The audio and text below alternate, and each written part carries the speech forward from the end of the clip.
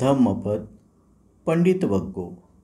यथापि रहतो गंभीरो विपस्सन्नो अनाविलो एवं धम्मानि सुतवान विपस्सिदन्ति पंडिता। ज्याप्रमाणे डोह सखोल सुप्रसन्न निर्मल असतो त्याप्रमाणे धर्मवाक्य ऐकून पंडित प्रसन्नता पावतात। अर्थकथा। एका तरुण मुलीला लग्नाची मागणी घालणाऱ्याने नाकारले, कारण तिच्या आईने तिच्याजवळ असलेले सर्व काही भिक्षूंसाठी खर्च केल्यामुळे तिला त्याच्याकडे रिकाम्या हाताने पाठवले होते। निराश झालेल्या त्या मुलीने भिक्षूंना शिव्या घातल्या।